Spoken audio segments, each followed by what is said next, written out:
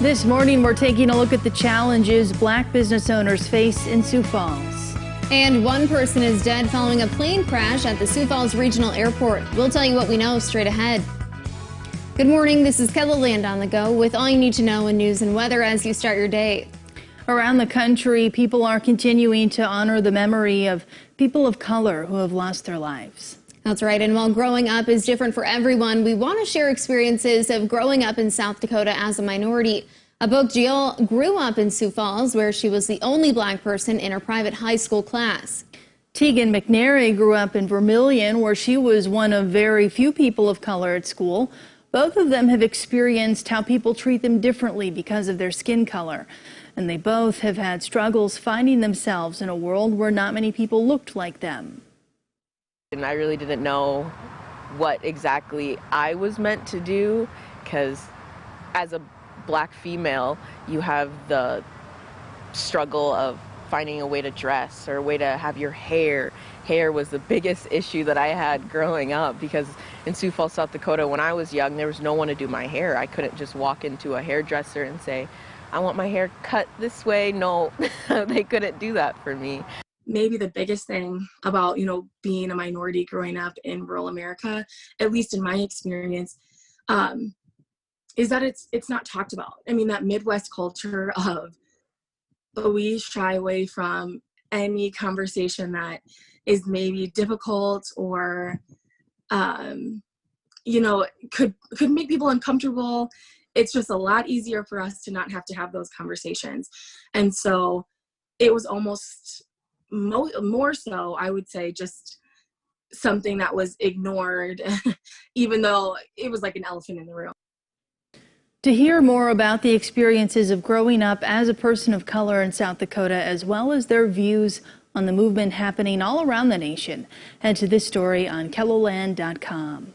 We also spoke with local Black business owners about the challenges they've faced and challenges minorities face in the workplace. Bonnie Harari says the most important thing is creating a culture that supports diversity. Diversity and inclusion is important right now, but the biggest thing is to get past the idea of it being a code word. And a lot of times people were just doing an initiative and labeling it that, but they weren't doing it with the context or the perspective to be able to actually create a culture or an environment where something like that was really going to happen in a legitimate way. And I think we're kind of seeing the reckoning of that in a lot of different places. You can hear more from him and another local business owner under this story on KELLIland.com. And now it's time to get to your weather. Let's see what's going on across KELLIland. I think there's lots of wind again. That's what we have going on across eastern KELLIland. From the south, 15 to 30 miles per hour this morning.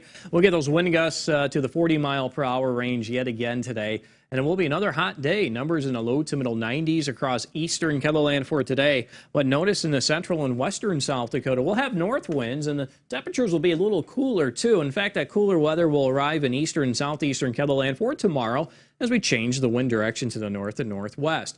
Rain chances probably through midweek, and then we are looking at warmer temperatures for the weekend. More details ahead in your KELLIland Live Doppler forecast. All right, thanks, Scott. A plane crash at the Sioux Falls Regional Airport has left one person dead. The executive director of the airport tells KELLIland News that the crash happened Sunday morning shortly after the plane took off. The pilot of the plane died in the crash. No one else was on board. The pilot who died was an adult man. According to a tweet from the NTSB newsroom, they are investigating a crash of a Mitsubishi airplane. We have the latest on the spread of COVID-19 throughout South Dakota. According to the Department of Health, as of Sunday, there are nearly 90 patients being treated for the virus in state hospitals. Meanwhile, there are over 1,000 active cases statewide. The state did not report any new COVID-related deaths over the weekend. On a positive note, more than 4,300 people have recovered from the virus. New numbers are expected later this morning. We have the details on a potential COVID-19 exposure in Clay County. The state of South Dakota says that someone who worked at Vermilion's Charcoal Lounge on Main Street tested positive for COVID-19.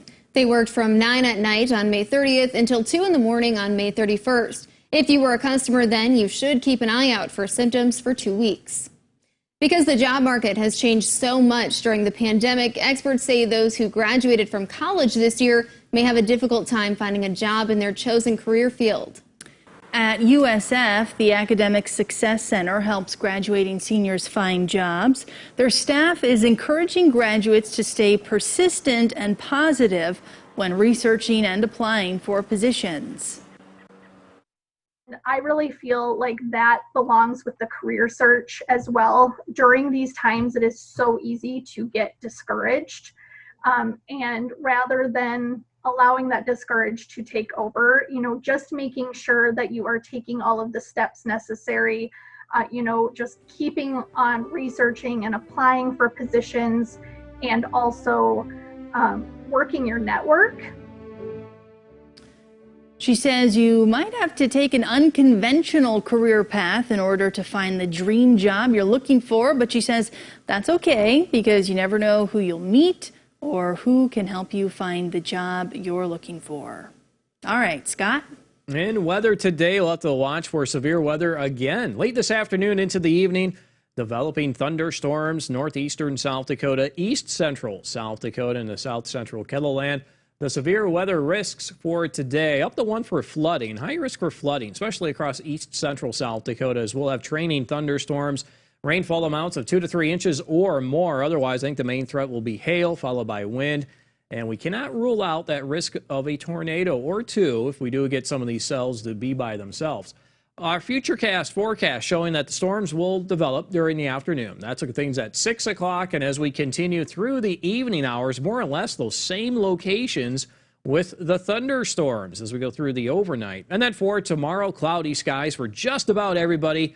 Periods of rain continuing as temperatures will be much cooler. Now, speaking of rain, anywhere from 2 to 3 inches or more can be expected. Take that from a line from Winter to Chamberlain through Huron and even into Watertown. Forecast for today showing temperatures in the 90s across eastern KELLI, 70s and 80s in central and western South Dakota. You can always check the 7-day forecast while you're here online.